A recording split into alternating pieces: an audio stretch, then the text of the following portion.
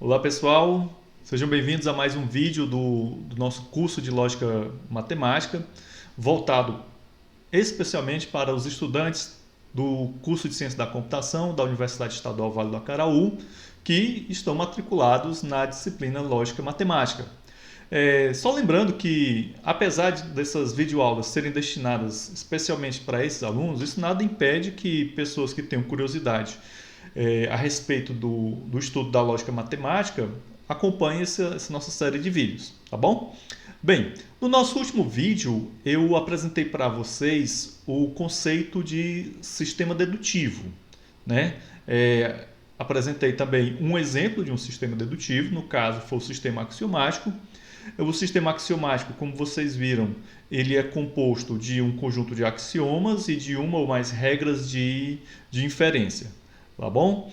Bom, a gente vai trabalhar agora os aspectos intuitivos de um outro sistema que nós vamos apresentar para vocês apenas no vídeo futuro, né? No próximo vídeo dessa série que a gente vai entrar em definitivo no assunto dedução natural.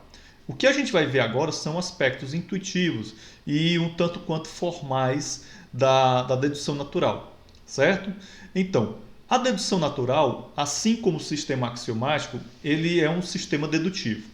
O que é que isso quer dizer? Quer dizer que a partir de um conjunto de fórmulas, né, um conjunto gama de fórmulas, eu posso deduzir uma conclusão, né?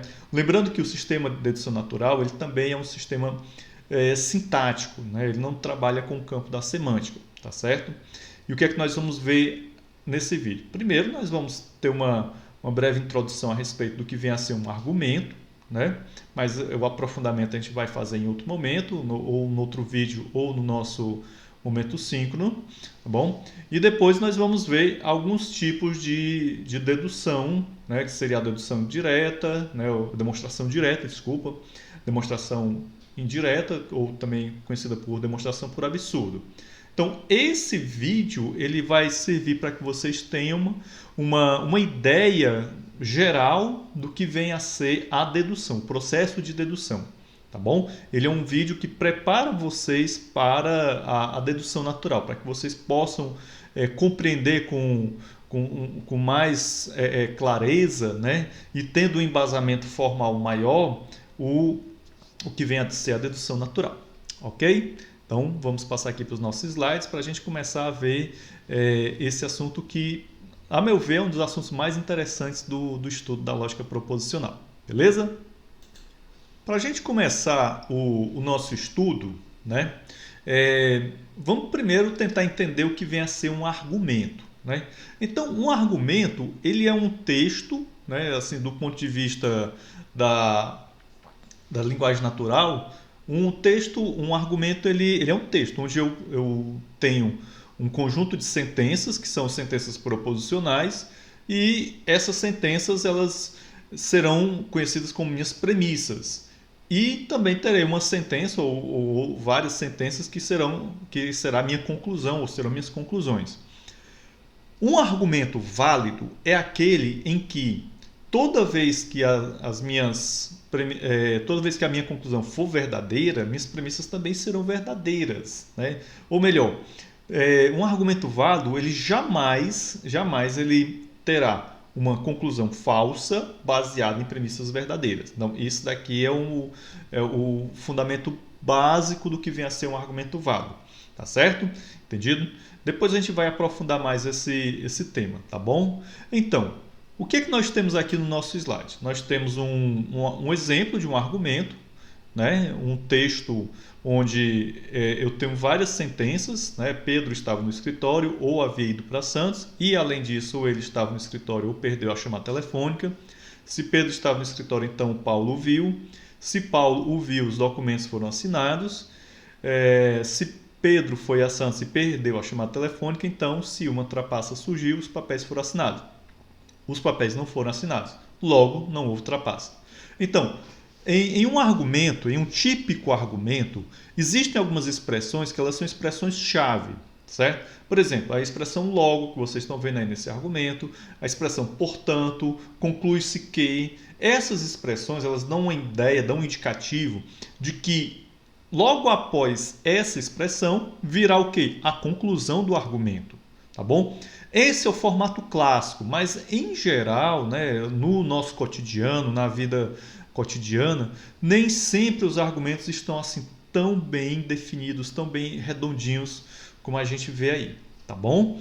Então, outra coisa que eu gostaria de chamar a atenção de vocês é para a existência de expressões que nos remete a quê? Aos nossos conectivos proposicionais. Ó, se, então, né, o conectivo da condicional, da implicação, o i, o ou. Então, todas essas expressões, elas nos remetem à ideia dos nossos conectivos proposicionais que a gente já viu em outros vídeos, em outros momentos, tá bom? Bem, será que esse argumento ele é válido? Ou melhor, será que essa conclusão aqui, não houve trapaça, ela vem dessas premissas, ou seja, ela é derivada dessas premissas? Então aí a gente acaba entrando em que assunto? Em um assunto que a gente já viu anteriormente, né? Que é a parte de quê? De consequência lógica. Então, a ideia de argumento válido e consequência lógica estão intimamente ligadas, tá certo? Então, como a gente já havia falado anteriormente, né, são dois conceitos que estão intimamente ligados, beleza? Vou ajeitar aqui as coisas, tá certo? Então, voltemos aqui para o nosso slide para a gente poder dar prosseguimento. Então, turma, o que é que nós temos aqui? Temos aqui um argumento. O que é que nós vamos fazer? Nós vamos tentar verificar se esse argumento é um argumento válido ou não. Para ele ser um argumento válido, essa conclusão aqui, ela deve ser derivada desse conjunto de premissas, beleza? Então, vamos passar adiante, certo? Bem, o que é que nós temos aqui? Nós temos o mesmo argumento, só que dessa vez escrito em uma linguagem formal. Ou seja, eu fiz a tradução, entre aspas, do argumento que estava escrito em linguagem natural e agora eu tenho esse argumento em linguagem formal, certo? Então, o A, o B, o C, o D e o E e o F são sentenças proposicionais, são variáveis proposicionais que estão representando aquelas determinadas sentenças, tá certo? Bem, como a gente vê aí, nós temos o quê? Nós temos um conjunto de 7 sentenças, ao todo 7 sentenças proposicionais. Se nós fôssemos fazer uma tabela verdade para verificar se essa sentença ela é consequência lógica ou não da minha... Aliás, se essa conclusão é consequência lógica ou não desse conjunto de premissas, eu teria que fazer uma tabela com 2 elevado a 7 linhas, né? Então seriam muitas tabelas, certo? E o trabalho de análise seria bastante dificultoso, tá bom? Bom, eu poderia também trabalhar com o sistema axiomático, que a gente viu no vídeo passado, né? Mas vocês haverão de concordar comigo que o sistema axiomático, ele também não é um sistema muito amigável, ele é um sistema que exige um certo trabalho da gente.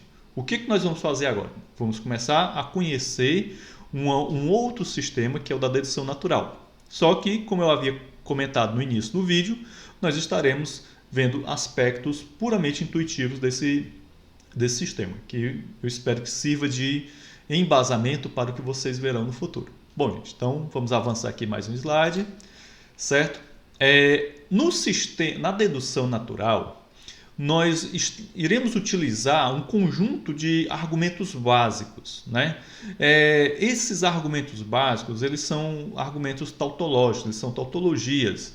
Bom, eu poderia fazer uma analogia, né, com o sistema axiomático, dizendo que esses nossos argumentos básicos são como se fossem os nossos axiomas do sistema axiomático.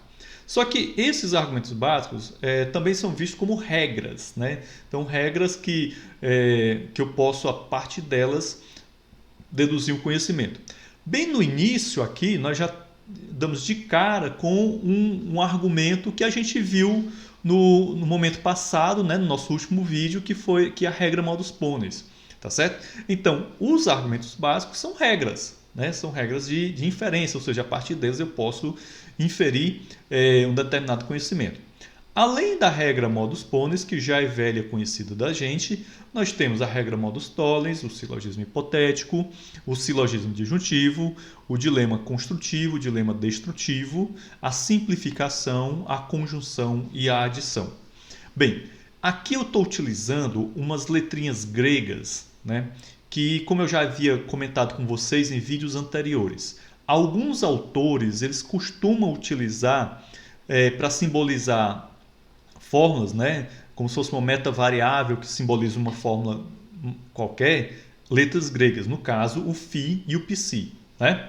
Então continuaremos utilizando essas letras para que também vocês fiquem cada vez mais familiarizados com as especificidades da literatura matemática, tá bom?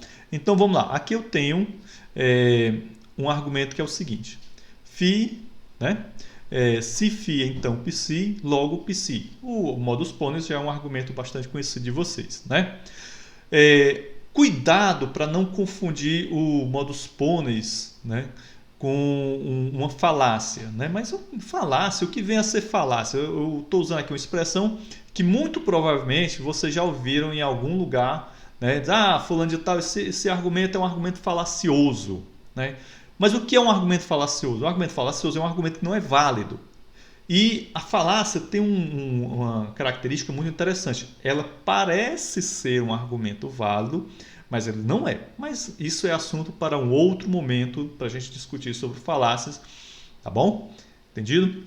Então, tenham cuidado para não confundir com as falácias aqui. Uma falácia que parece o modus ponens seria, ao invés de eu ter o φ e a condicional φ, condicional π, eu tenho π, né? E φ, condicional π, e vou deduzir φ. Aí isso daí estaria errado, tá bom? Bem, vamos avançar um pouquinho, porque já está ficando longo o vídeo, né? Aqui no modus tollens é muito parecido com o modus ponens, mas vejam que no modus tollens eu também tenho uma condicional, assim como eu tinha no modus ponens, mas eu tenho como premissa a negação do meu consequente.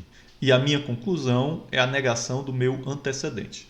Então vejam que no modus ponens e no modus tollens são regras em que uso condicionais. No caso do modus ponens, eu tenho uma condicional e o antecedente da condicional como premissa.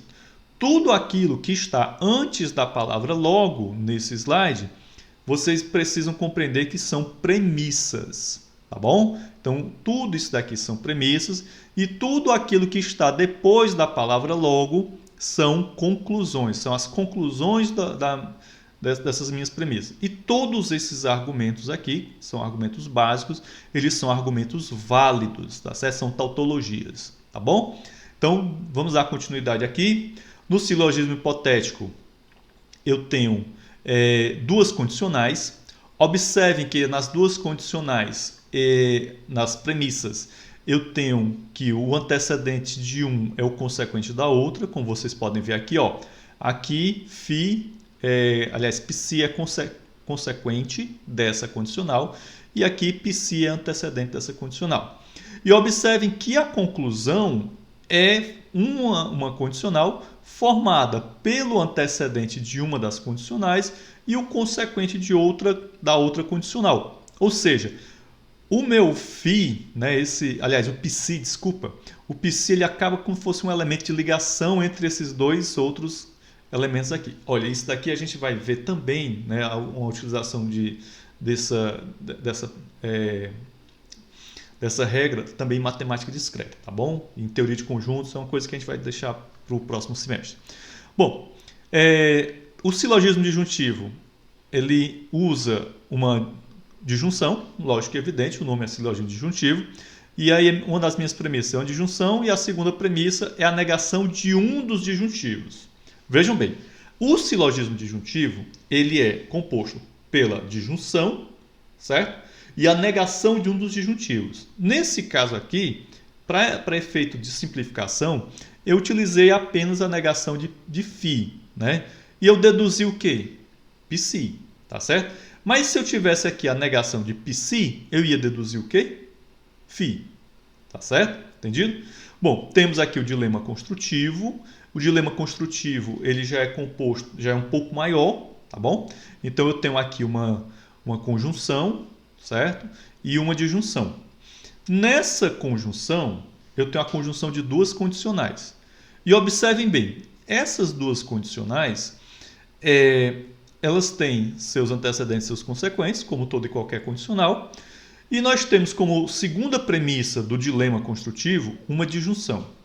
Observem que essa disjunção ela é formada pelo antecedente de uma condicional e pelo antecedente da outra condicional.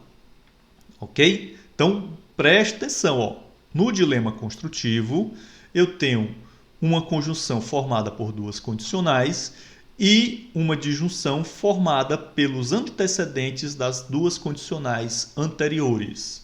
Tá certo? Então, essas são as minhas premissas no dilema construtivo. E observe que a conclusão é uma disjunção que, por sua vez, é formada pelo consequente das duas condicionais. Tá certo? Observem aqui, psi e alfa são justamente os consequentes das duas condicionais anteriores. E aí nós temos o dilema destrutivo. Aqui eu tenho DC e aqui eu tenho DD. O dilema destrutivo também é formado por uma conjunção de duas condicionais, porém eu tenho aqui uma disjunção que é formada pela negação dos consequentes das duas condicionais anteriores. E então, a conclusão do dilema destrutivo é também uma disjunção, assim como a conclusão do dilema construtivo, porém, aqui eu tenho uma disjunção formada pela negação dos antecedentes das duas condicionais que formam essa conjunção, que é uma premissa. Beleza? Então, as duas regras do dilema construtivo e do dilema destrutivo podem ser regras um tanto quanto complicadinhas da gente entender, tá bom? Vamos adiante. Temos agora regras mais fáceis da gente entender. Simplificação. Na simplificação, eu tenho uma conjunção como premissa e eu posso deduzir qualquer uma dos conjuntivos, tá certo? Nesse caso aqui, para efeito de simplificação, eu tenho φ conjunção psi e deduzir e concluir, certo? Φ, mas eu poderia ter deduzido psi, tá certo? Tranquilamente. Na conjunção, eu tenho duas premissas, que são duas fórmulas quaisquer, tá bom? Φ e psi, e eu concluo, né, eu deduzo uma conjunção dessas duas entidades aqui. Olha, cuidado para não confundir a simplificação com a conjunção. Na simplificação, eu tenho como premissa uma conjunção e eu deduzo um dos conjuntivos. E na conjunção, eu tenho como premissas duas fórmulas quaisquer e a minha conclusão é uma conjunção. Ok? Então, cuidado para não confundir a simplificação com a conjunção. E para finalizar, eu tenho a regra da adição. A regra da adição é uma das regras mais flexíveis que a gente tem. A regra da adição, eu posso ter como premissa qualquer fórmula. E eu posso concluir a disjunção dessa premissa com uma fórmula qualquer. Inclusive, eu posso fazer a conclusão, né, da adição com a disjunção com uma fórmula que nem existe entre as minhas premissas. Beleza? Bem, eu tenho mais um detalhe importantíssimo para a gente poder compreender bem essa questão dos argumentos básicos, que é o seguinte. Todas essas premissas eu assumo como sendo verdadeiras, certo? Eu estou assumindo elas como sendo verdadeiras e essas conclusões elas também devem ser verdadeiras, tá certo?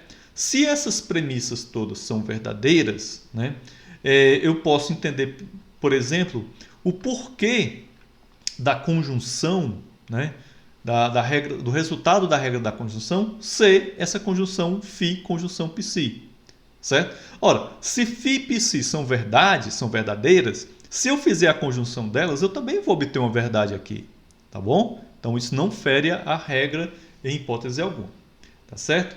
Bem, dito isso, né, vocês agora conheceram os argumentos básicos, tá bom? E é com esses argumentos básicos que nós vamos poder trabalhar, né, a dedução de uma determinada conclusão. Ou seja, eu vou pegar uma determinada fórmula, né, e aí verificar se aquela conclusão ela é derivada daquelas premissas, ok? Vamos voltar aqui para os nossos slides para a gente poder ver um exemplozinho bacana, né? No caso...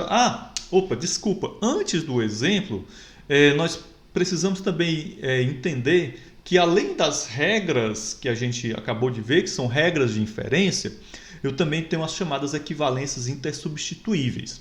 A noção de equivalência a gente trabalhou no encontro síncrono, tá certo? Quem não tiver participado desse encontro, infelizmente eu não vou me alongar muito aqui para reexplicar o que são equivalências. Bem, em linhas gerais, só para deixar bem claro, em linhas gerais, duas fórmulas são equivalentes quando elas possuem o mesmo valor de verdade. Elas podem ser sintaticamente diferentes, mas elas vão ter o mesmo valor de verdade. Então aqui nós temos algumas equivalências que são equivalências que nós chamamos aqui, segundo o nosso autor, de equivalências intersubstituíveis. Primeiro, as leis de De Morgan. As leis de De Morgan são importantíssimas. Vocês vão ver, inclusive, leis de De Morgan na teoria de conjuntos, né? As leis de De Morgan, ela diz o seguinte, ó, a negação de uma disjunção, aliás, de uma conjunção, equivale a uma disjunção com seus dois disjuntivos negados. A segunda lei de De Morgan diz que a negação de uma disjunção, agora sim, equivale a uma conjunção com os dois conjuntivos negados. Se elas são equivalentes e elas são intersubstituíveis, isso quer dizer o seguinte, eu tenho uma via de mão dupla aí.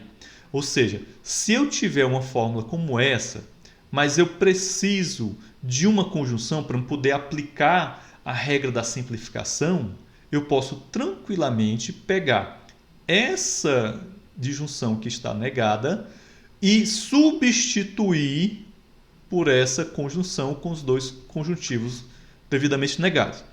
Por isso que essas equivalências aqui, em algumas literaturas, são conhecidas como regras de substituição, tá bom? Então aqui eu tenho a comutação, a associação, a distribuição. Vejam que comutação, associação e distribuição são muito familiares a regras que vocês viram lá no ensino fundamental, né? Quando a gente trabalhava, né, com as operações básicas, né? Soma, subtração, multiplicação, tá certo? Com expressões matemáticas. E por fim nós temos a dupla negação, certo? Então essa bicondicional que está sendo colocada aqui, ela dá a entender o seguinte, que tudo isso daqui também são tautologias. Se você pegar, fizer a tabela verdade dessas fórmulas aqui, vocês vão encontrar tautologias, certo? Então, quando eu tenho tautologias, como essa daqui, eu posso substituir, né, o lado direito pelo lado esquerdo e vice-versa, tá bom? Bem, vamos dar continuidade aqui ao nosso programa. E aqui vemos mais algumas equivalências intersubstituíveis, transposição, contraposição. Veja que nesse caso aqui, eu tenho uma condicional, né? E aqui nessa que é equivalente a ela, certo? Eu tenho a contrapositiva dessa condicional. Vejam bem, aqui eu tenho como antecedente o φ e como consequente o psi. Na contrapositiva, ou melhor, a contraposição dessa condicional, ela é outra condicional em que eu tenho a negação do consequente anterior, nesse caso ele vira antecedente, e a negação do antecedente, que aquele virou consequente, tá bom? Temos aqui a implicação é uma regra muito, muito bacana também. Então vejam bem, ó, aqui eu tenho uma condicional.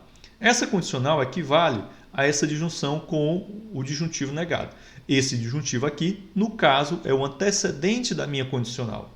Então, utilizando essas regras, né, que são equivalências intersubstituíveis, eu posso tranquilamente substituir uma pela outra, tá bom? Entendido? Bem, vamos avançar um pouquinho e vamos aqui para mais uma definição que é importante a gente ter, que é uma definição de conjunto deduzível, ou melhor, quando é que um conjunto é deduzível? Então, dizemos que φ é deduzível de um determinado conjunto gama de premissas se existe uma sequência finita, né, φ0, φ1 até φn de fórmulas, a última das quais é precisamente a fórmula φ, em que para cada φi ou das premissas ou é obtida de uma das anteriores sequências mediante emprego de um argumento elementar válido. Esse argumento elementar válido pode ser um argumento básico, ou uma regra de inferência que a gente viu anteriormente, ou uma daquelas equivalências intersubstituíveis. Vejam que essa definição ela está muito parecida com a definição que a gente empregou no vídeo sobre sistema dedutivo axiomático, tá certo? Então temos aqui uma definição, essa sequência também de fórmulas, tá certo? Bem, vamos agora aqui para um exemplo, né? O exemplo que eu trago para vocês é justamente o exemplo que a gente viu lá no início em linguagem natural e que agora que a gente tinha transformado ele numa fórmula da lógica proposicional e agora eu estou verificando se aquela conclusão, que no caso aqui a conclusão era não F, ela realmente deriva, né, dessas premissas aqui. Ou seja, eu quero saber se existe uma sequência de fórmulas, de acordo com a definição que a gente acabou de ver no slide anterior, né? Se tem uma sequência de fórmulas de φ1 até φn, em que φn é a minha própria conclusão, certo? Se existir essa sequência, então aquele argumento ele é válido, tá bom? Então vamos aqui, sem mais delongas, entender esse processo que a gente acabou de fazer, né? Que foi feito anteriormente. Então, aqui eu tenho um conjunto de 5 premissas, certo? E a partir daqui eu vou o quê? Vou empregar regras, né, de dedução, que são aquelas regrinhas que a gente viu anteriormente, né, os argumentos básicos, ou eu posso também aplicar as equivalências intersubstituíveis. Então, eu começo aplicando o silogismo hipotético nas linhas 2 e 3. O silogismo hipotético ele tem como abreviação SH, assim como modus tollens MT, a distributiva DIST, né, certo? O silogismo disjuntivo SD, que eu não coloquei aqui, modus ponens MP e modus tollens MT. Então, eu peguei a linha 2 e a linha 3. Vejam que a linha 2 e a linha 3 ela tem um formato que se encaixa com perfeição na regra chamada silogismo hipotético, no argumento básico do silogismo hipotético. Tá bom? Então, o silogismo hipotético, aliás, quando você vai empregar as regras de inferência, ou melhor, os argumentos básicos, você tem que observar o seguinte: eu só posso empregar um argumento básico utilizando uma linha completa ou duas linhas completas, como é o caso do silogismo hipotético. Ao passo que quando eu empregar uma equivalência intersubstituível, eu posso aplicar ela a apenas um pedaço da minha linha. Vocês vão já entender melhor isso aqui. Então, eu peguei aqui a linha 2 e a linha 3, apliquei o silogismo hipotético e obtive isso daqui. Peguei a linha 6 e a linha 5, certo? Então, aqui eu já tenho uma forma que foi derivada de duas premissas. Peguei a linha 5 e a linha 6, apliquei modus tollens e obtive isso daqui, não há.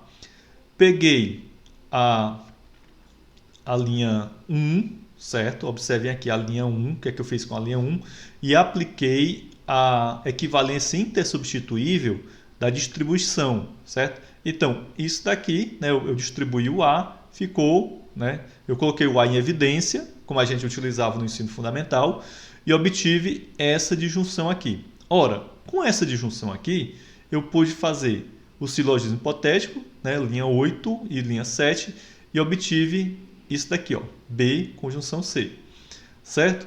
Ora, B conjunção C, de acordo com o que eu peguei aqui, certo? Eu peguei esse B conjunção C, a linha 4, que é essa condicional, e fiz o quê? Modus ponens. Nisso que eu fiz o modus ponens, eu obtive isso daqui, ó, F condicional E. Ora, com essa linha 10 e a linha 5, né, ó, linha 10, F condicional E, linha 5, negação de E, apliquei modus tollens e obtive negação de F. Gente, quando eu cheguei aqui, certo? Esse daqui, pronto, é o meu φn, lá da definição. Esse meu φn é igual a conclusão do meu argumento. Logo, o meu argumento é válido. Ok? Entendido? Bom, beleza, né? Então, uma vez que a gente compreendeu isso daí, certo? Bom, gente, uma vez que a gente compreendeu isso daí, a gente já pode avançar para um outro tipo de demonstração. Essa demonstração que a gente viu aí é chamada demonstração direta, certo? Entendido? É uma das demonstrações que a gente precisa compreender. Ainda falta eu falar para vocês de outras demonstrações. Só que como esse vídeo já está ficando um pouco longo, eu prefiro gravar um outro vídeo para a gente ver as outras demonstrações em um outro momento, tá bom? Então aguardo vocês no próximo vídeo. Beleza? Até mais!